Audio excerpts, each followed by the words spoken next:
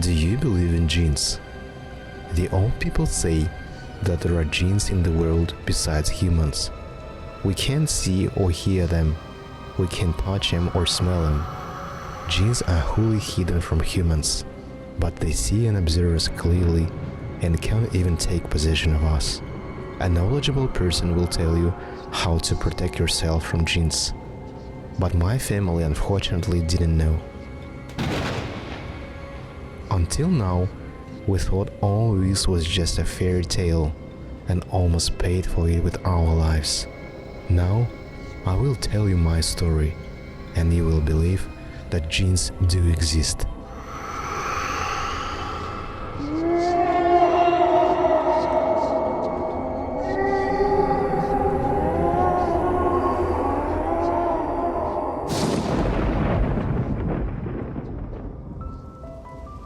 We lived in a small town then, more like a big village. My father had a large farm, dozens of horses, cows, sheep and goats. He even had a few people from our village working for him.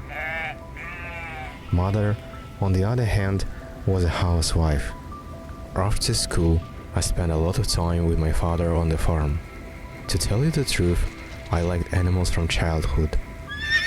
I especially wanted to ride horses, but I didn't like goats. I always thought that they looked at me funny. Maybe it was because of their rectangular pupils, or perhaps it was just my childhood fantasy playing out. When I turned 12, I got a little brother.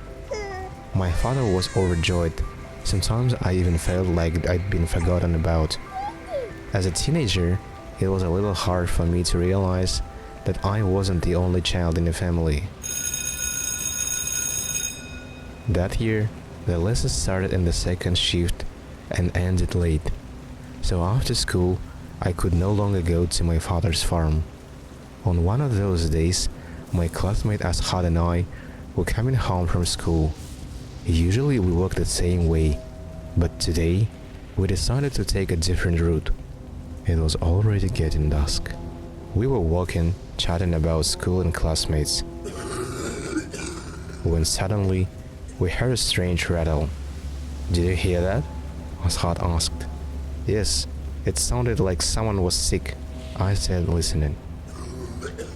Gradually, the whizzing turned into coughing, and then we heard the words, "Hey guys, help me."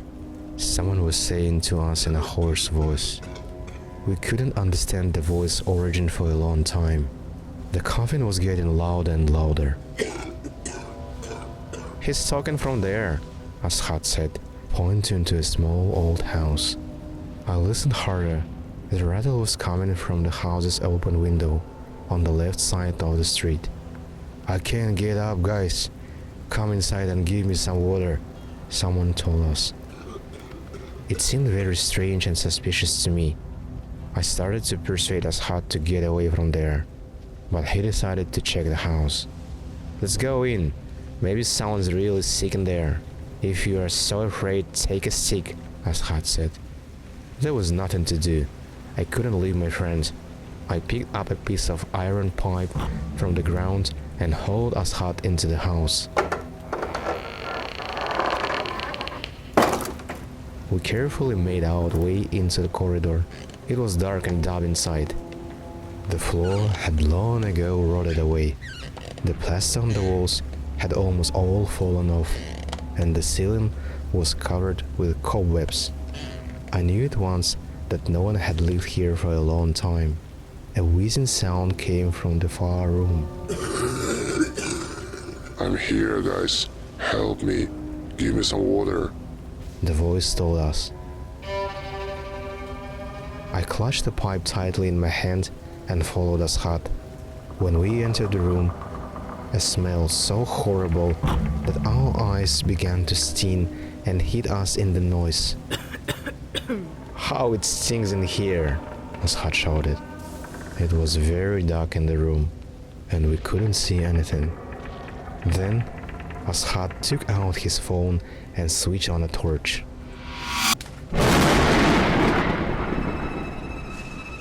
At that very second, we froze on the spot. In front of us, on the bed, lay a vast, skinny man. There were many boils on the skin, oozing yellow pus. He was wheezing very hard, and yellow liquid was running from his mouth. One of his eyes was swollen shut, and the other stared at us. Give me water. Give me water. He wheezed. At the same moment, Ashat screamed and ran out of the room, dropping his phone. Left alone with this creepy man, I couldn't even move out of fear. Ashat's phone switched off when it hit the floor, and I was left in total darkness. I couldn't see well what was going on in the room. My whole body was covered with sweat from terror, and my heart was pounding rapidly in my chest. Then I heard the sound of heavy footsteps coming closer and closer to me. I had to get away from that damned house, but my body wouldn't listen to me. Suddenly, I felt something squeeze my left arm so hard that I screamed in pain. Then I saw the man's creepy face right up close. How hard was it to give water to a sick man? He shouted at me. The yellow liquid from his mouth poured all over my face. I abruptly realized that this was not a man. At that moment, my body woke up. Screaming even harder, I started hitting the thing as hard as possible with an iron pipe. I didn't know how many blows I gave it, but it didn't let go of me for a long time. Eventually, I managed to break free of its grip. I flew from an open window into the street and fell to the ground. As I stood up and looked around, I didn't realize anything at first. To my surprise, it was a clear day outside instead of evening. How could it be like this? After all, it had only recently started to get dusk. It was going round and round in my head. Suddenly, right behind me, I heard a creepy devilish laugh. Turning around sharply, I saw a ruined, burnt-out house. Thoughts were jumbled in my head, but one idea was correct: to run away from here as soon as possible. About half an hour later, after running to the house, I started banging on the door with all my might. My mom opened the door, her eyes full of tears. She hugged me hard and cried even harder. I didn't realize what was happening. "Where have you been, son?" she asked me. "I don't know, Mom. I don't know," I cried. It turns out I hadn't been home for 3 days. My parents immediately took me to the hospital and called the neighborhood doctor there. The medical examination didn't reveal anything special. And then, Ashat's parents arrived. His father started shaking me and asking about his son. "Where have you been? Where is Ashat?" he shouted at me. A fight almost broke out between our parents. Then, I told him everything that happened to us, but nobody believed me. The doctor said I was in severe shock and that I had temporary amnesia. I'd have to wait and then I'd remember everything. But I knew for sure it wasn't amnesia. A couple of days passed, but Ashat was never found. I showed his father the house, but he found nothing there. I saw Ashat's father angry with me. His parents thought I was responsible for their son's disappearance. They stopped talking to me at school. No one believed my story. Everyone thought that Ashat and I got into trouble, so I left him there.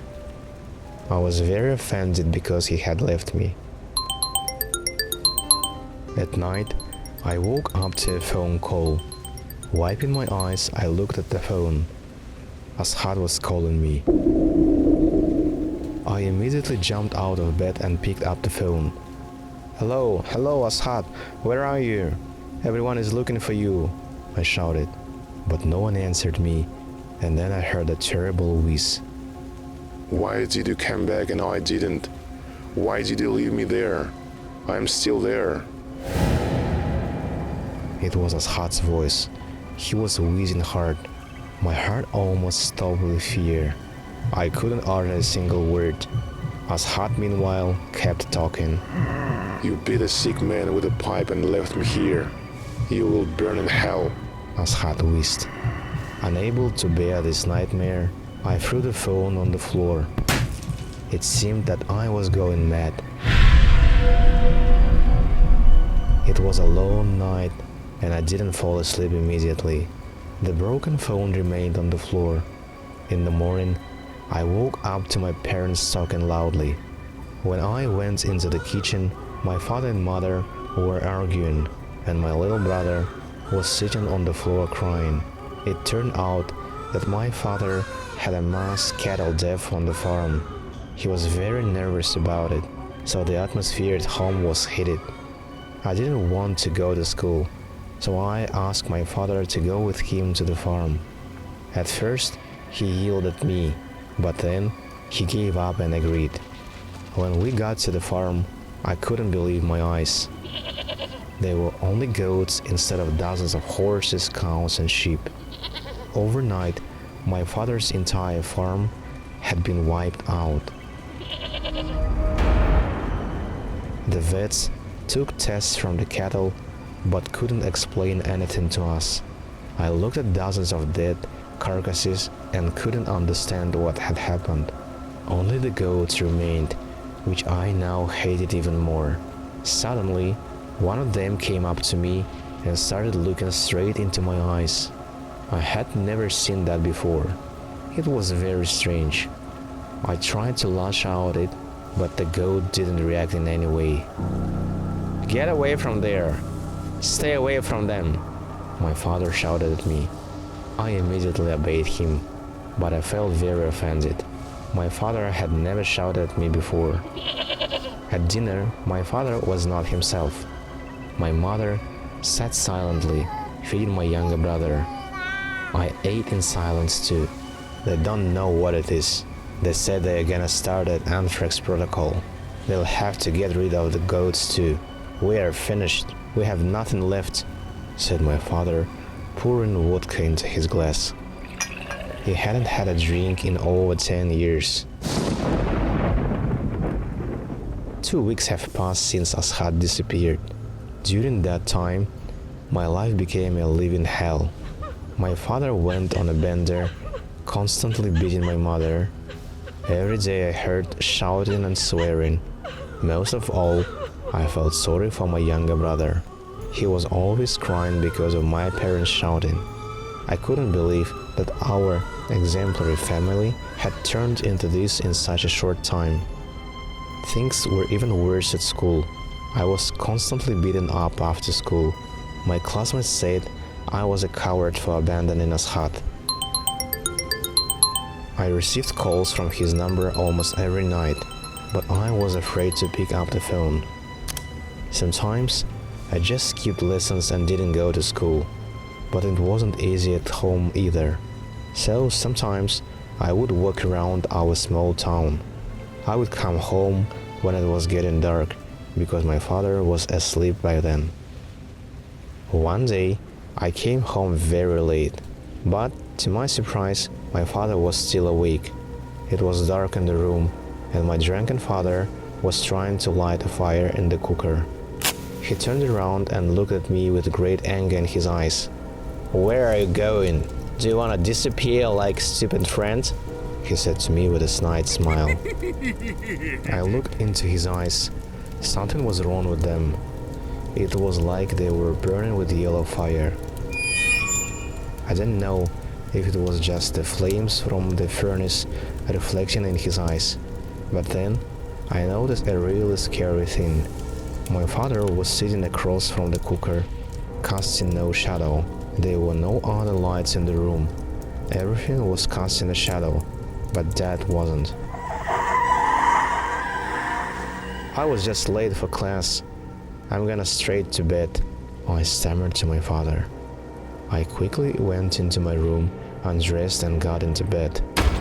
I could hear my father pacing back and forth outside the door. Sometimes I heard a creepy laugh. sometimes a growl or something else.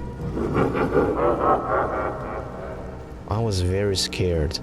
Something bad had been going on with my father for a long time, and I was very worried about my mother and brother. The phone kept vibrating. It was Ashat calling. I was about to fall asleep when my father burst into my room screaming at me. "Get the family together! We're gonna solve the problem!" he shouted. He dragged my mother across the floor by her hair while she screamed and tried to fight him off. My brother was nowhere to be seen. My father ordered me to leave the room and sit in the hall. He was holding a kitchen knife.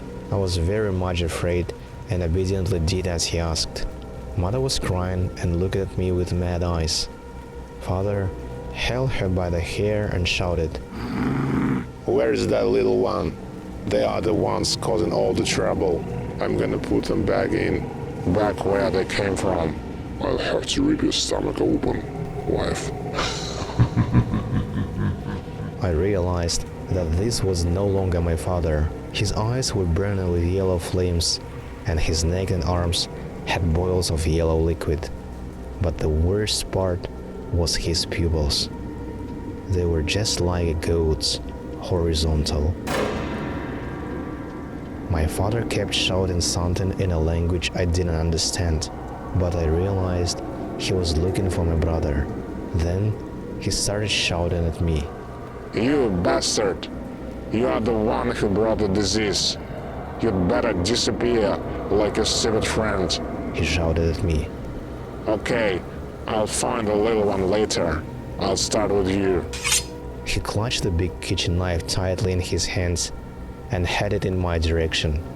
I heard the sound of heavy footsteps, just like back then in the abandoned house. Suddenly, our front door flew off its hinges and people burst into the house. At first, I didn't realize who they were, but then I could see them. They were my father's friends, our neighbors, and the local imam. They quickly disarmed my father and tied him to a chair. The imam stood in front of him and began to say something in Arabic. My father was screaming, wriggling, insulting everyone with terrible words. I was shocked at what I saw, and I remained seated in my seat. Nobody paid any attention to me anyway. The mother disappeared from my sight. "Say your name, say your name," the imam shouted to my father. Then, words started coming out of my mouth, and I couldn't control my speech. Hubal, Hubal. I started shouting. I didn't realize what was happening. My mouth was talking on its own. Suddenly, I realized that I was sitting tied up in front of the imam, and my father and mother were holding my hands. "In the name of Allah, I cast you out, Hubal," said the imam.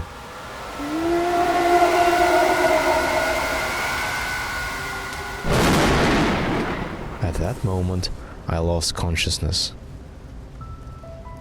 When I woke up, my mother immediately hugged me, and my father was sitting next to me. "Thank God that everything worked out," he said.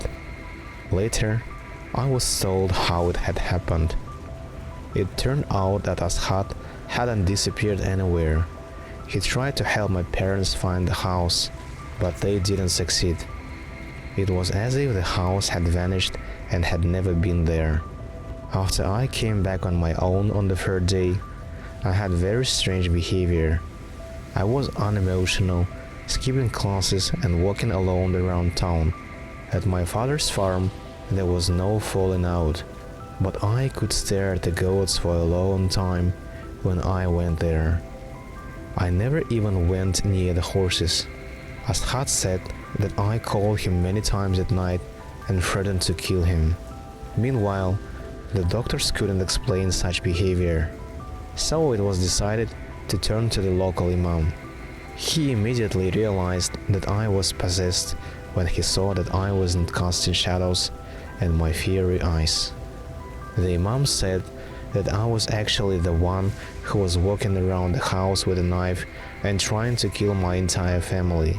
So, our family was very lucky that I didn't have time to do terrible things.